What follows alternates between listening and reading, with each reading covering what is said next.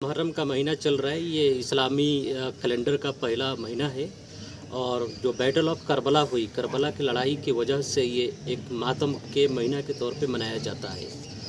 अभी जो मुहर्रम के अखाड़े निकल रहे हैं, हजरत इमाम के करबला में हुई शहादत की वजह से पूरी दुनिया में मनाया जा रहा है।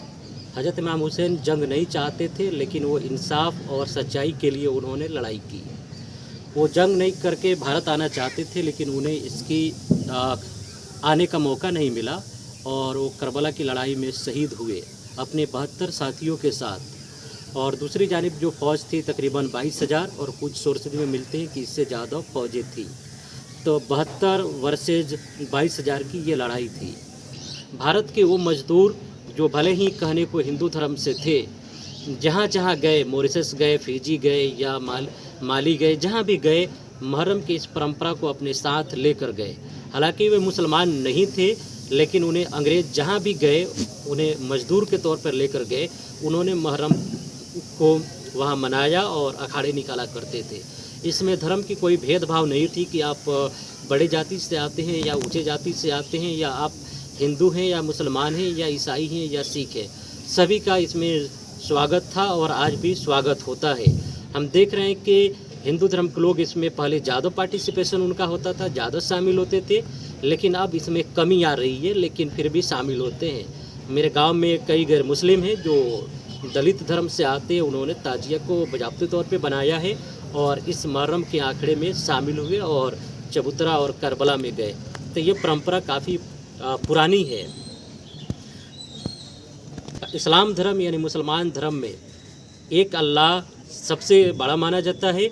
उसके बाद जो नंबर आता है पैगंबर हजरत मोहम्मद का, यानी ईश्वर के मैसेंजर यानी दूत का स्थान आता है। तो इस करबला की लड़ाई में चूँकि ईश्वर के दूत हजरत मोहम्मद के यानी अल्लाह के मैसेंजर हजरत मोहम्मद के नाती शहीद हुए और उनके 72 साथी शहीद हुए, तो इसकी इस्लामिक हिस्ट्री में, तारीख़ में सबसे ज़्यादा इसकी इम्पोर्टेंस मिलती है और ये इस्लामिक तारीख़ में ये एक टर्निंग पॉइंट है। भारत के जो सबसे बड़े जाति के हिंदू लोग थे, जिन्हें हुसैनी ब्राह्मण कहा जाता है, वे लोग भी इस लड़ाई में हजरत इमाम हुसैन की तरफ से शामिल हुए थे। ब्राह्मण जो हिंदुओं की सबसे बड़ी जाति मानी जाती है, जिस तरह मुसलमानों में शेख और सैयद सबसे बड़े जाति माने जाते हैं, तो हुसैनी ब्राह्मण कहलाए, क्योंकि वे हजरत मोहम्मद के नवासे और नाती के साथ देने के लिए जंग में शामिल हुए। तो आज भी हुसैनी ब्राह्मण इसके लिए अपने को गौरव महसूस करते हैं, यानी फ़ख्र महसूस करते हैं कि उन्होंने हजरत इमाम हुसैन को साथ देने के लिए इराक़ के करबला तक गए थे लड़ाई लड़ने के लिए। तो आप देखते रहिए, बेहद शुक्रिया। भारत में यहाँ के जो लोअर कास्ट के लोग थे या सभी धर्मों के लोग थे, मुहर्रम के महीनों में ताजिया बनाते थे, अखाड़ों में शामिल होते थे, मन्नतें मांगा करते थे। ख़ास तौर पे औरतें अपने औलाद की पैदाइश के लिए, ख़ास तौर पे लड़कों की पैदाइश के लिए मन्नतें मांगा करती थी, चबूतरों पे जाया करती थी, करबला की जो जगह होती थी वहाँ जाया करती थी।